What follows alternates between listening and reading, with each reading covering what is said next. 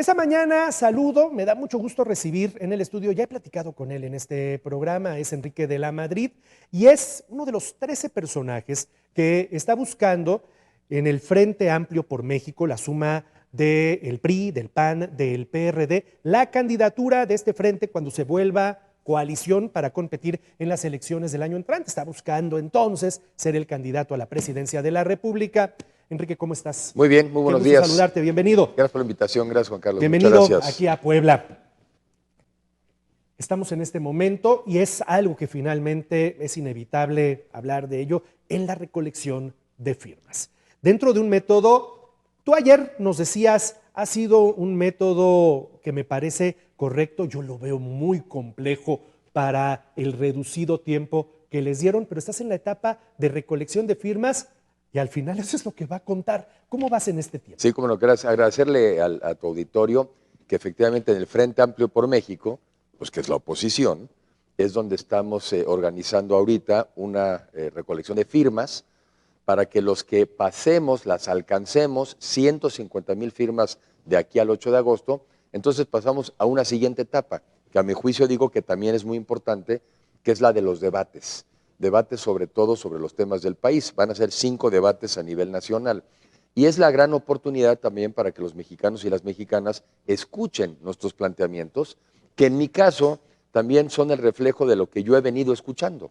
Porque este proceso de levantar firmas, como te consta ayer, lo que nos obliga pues es estar todo el día en la calle, escuchando a la gente, platicando, porque la firma al final del día te dan esa firma, pues también si los escuchaste. Entonces para mí es una etapa muy importante de oírnos a los mexicanos, de levantar también por un lado los anhelos, pero también las preocupaciones, y en mi caso pues yo pido la oportunidad de que me puedan dar esa firma. No es un voto todavía. Tú puedes incluso darle la firma a una persona y después de los debates cambiar la opinión, porque el 3 de septiembre sí va a haber una especie de votación en urna, creo que le llaman consulta. Y también el método incluye una encuesta nacional y valen la mitad.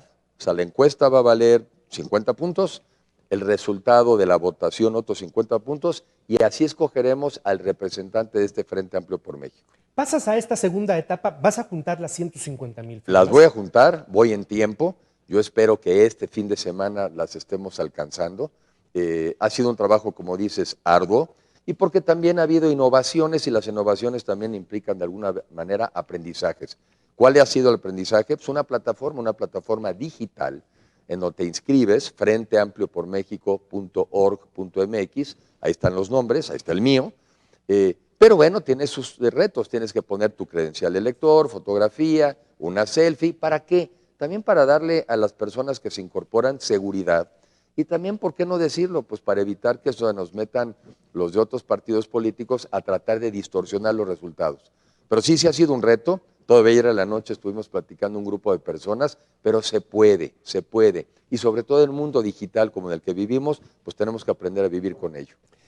Enrique, estamos a 10 meses de la elección en la que vamos a renovar presidente de la República. López Obrador, todos los días, desde Palacio Nacional, manda el mensaje de que no hay oposición, de que la oposición está perdida, de que la oposición está desesperada, de que el surgimiento de personajes como Xóchitl Gálvez es un grito desesperado de la oposición y pareciera que desalienta el ánimo de quienes no comulgan con Morena como para asumir esa idea de que la oposición está perdida. ¿Qué le dices a la gente que todos los días escucha ese mensaje? Bueno, varios comentarios. La primera, que es muy lamentable que un presidente se dedique a eso en un país que está en llamas. México está en llamas.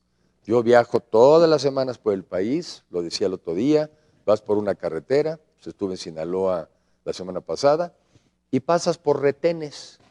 Muchos de esos retenes no son de la Guardia Nacional, son del crimen organizado.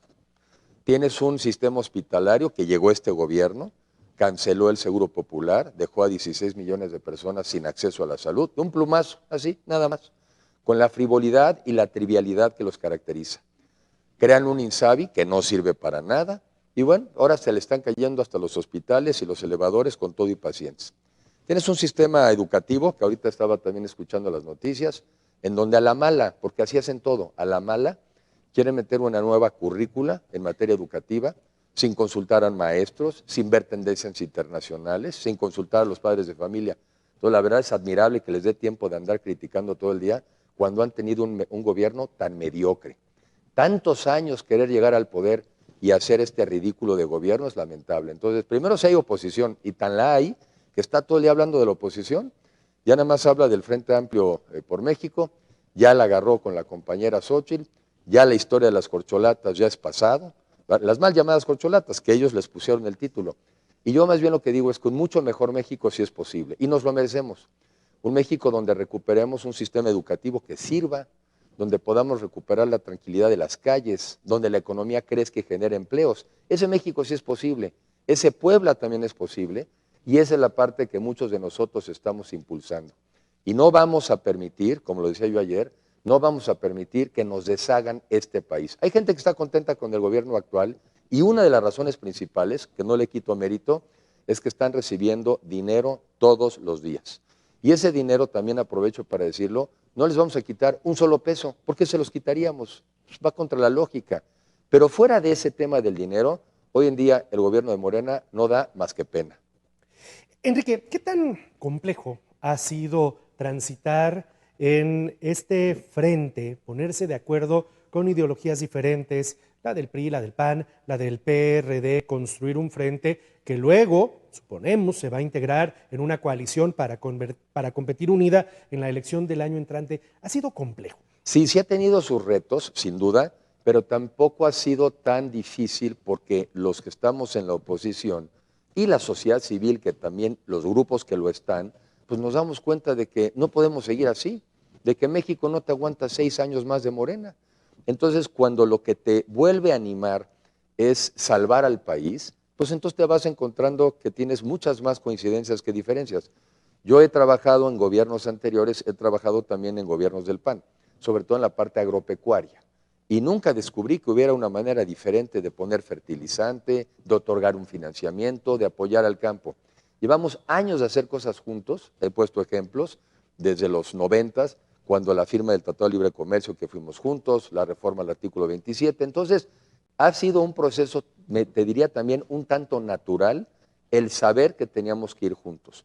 Sí tiene sus complejidades, no tanto en lo ideológico, más bien tiene sus complejidades porque ya en campo hay gente que competía con el de enfrente y ahora le dices, oye, ahora no vas contra el de enfrente, ahora vamos juntos. Ahí es donde ha estado la complejidad. Yo digo que no tanto en lo ideológico, el 80% te puedo asegurar que las coincidencias son fundamentales. Y digo yo, un México próspero, una economía que crezca, en democracia y en libertad. Y si en eso coincidimos, pues ya coincidimos en lo fundamental. No ha sido un proceso en esa parte compleja, lo ha sido más en la parte de, oigan, pues antes yo competía contra ti y ahora resulta que vamos juntos. Esa es la parte que ha costado más trabajo, pero se va avanzando, y también ya tenemos tiempo. Esto empezó en el 21. Para efectos prácticos, en el 24 serán las elecciones. 3 años de aprender a hacer esto bien van a dar resultados. ¿Qué tan complejo se puede poner el día 3 de septiembre cuando se determine quién es el ganador de este proceso interno de este frente? ¿Jalarán los demás con quien resulte ganador o ganadora de este proceso? ¿O veremos lo que hemos estado apreciando, donde un Osorio Chong ya anda aquí en Puebla como si se tratara del más probo de los mexicanos, vociferando contra su propio partido? Una Claudia Ruiz Massieu ya corrió para otro lado, una Lili Telles, que también dijo que no le alcanzaba para las firmas, ya corrió para otro lado. Es decir, veremos que hay una suma en función de quien resulte ganador o ganadora. A ver, de mi lado sí, de mi lado sí. De mi lado, sea el resultado que sea, yo estaré en el Frente Amplio porque estoy convencido de 2 cosas. Una, de que podemos tener un mucho mejor país y repito, lo que hoy tenemos se nos está cayendo a pedazos. Esto no puede ser la oferta que le hagamos los mexicanos y sobre todo a las nuevas generaciones. Esto no puede ser lo que dejemos como país. Pero por la otra, entonces también la amenaza. Yo pongo un ejemplo, yo no veo mexicanos que emigren a Nicaragua, no veo que vayan para allá. No veo a mexicanos que emigren hacia Venezuela. Entonces, ¿por qué nos quieren llevar como país hacia allá? Los mexicanos no emigran para allá. Emigran muchos a Estados Unidos, donde es un país donde hay oportunidades, donde tienes Estado de Derecho, donde tienes infraestructura, donde tienes educación de calidad. Bueno, pues ya sabemos qué es lo que los mexicanos están buscando. Eso lo podemos hacer en México para que nadie se tenga que ir. Pero a tu pregunta, en mi caso, que yo puedo responder por mí, yo me quedo en el Frente Amplio, lo encabece o no. Pero también son cada vez más los mexicanos y mexicanas que se suman, porque sí se van animando. Y yo los veo mucho más animados y vuelve a surgir una esperanza de que este Frente Amplio sí puede terminar con el pésimo gobierno de Morena. Una última pregunta.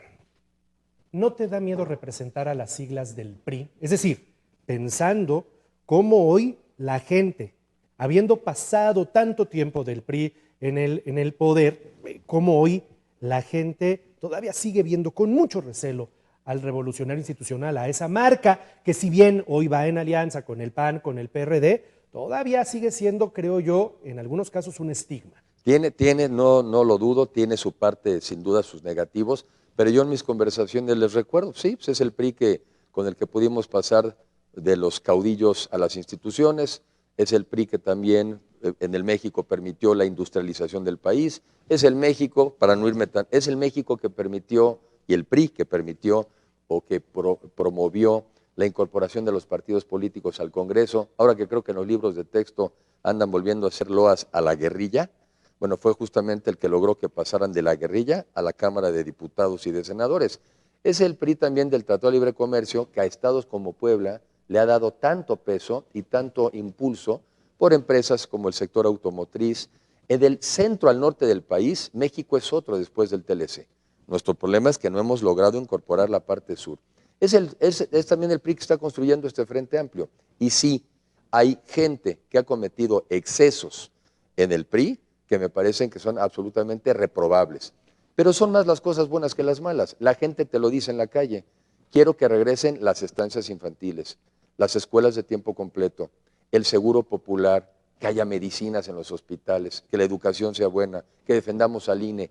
Todas esas cosas vienen del pasado, que a veces los mexicanos generalizan que todo lo que estuvo hecho en el pasado estuvo mal, salvo todo esto que quiero que me regreses. Entonces, pues traemos esta manera de reflexionar, pero yo estoy seguro que podemos hacer las cosas bien para que tengamos el mejor México posible y en estados como Puebla también recuperemos la paz, la tranquilidad y el trato respetuoso entre los poblanos y por eso me sumo, qué bueno pues, que pueda, fíjate la palabra que digo, que pueda regresar Luis Ernesto Derbez. Qué bueno, ¿no? Qué bueno que en México podamos volver a regresar a los lugares donde trabajamos y de eso se trata, que no haya persecución, que no tengas miedo, que no vivamos en el régimen del terror, que hoy vivimos con miedo en este país, miedo de que te enfermes, miedo de que no encuentres empleo, miedo de que te asalten, miedo de que te maten. Esto no es vida, ¿eh? Con Morena no es vida. ¿Dónde vas a estar este día?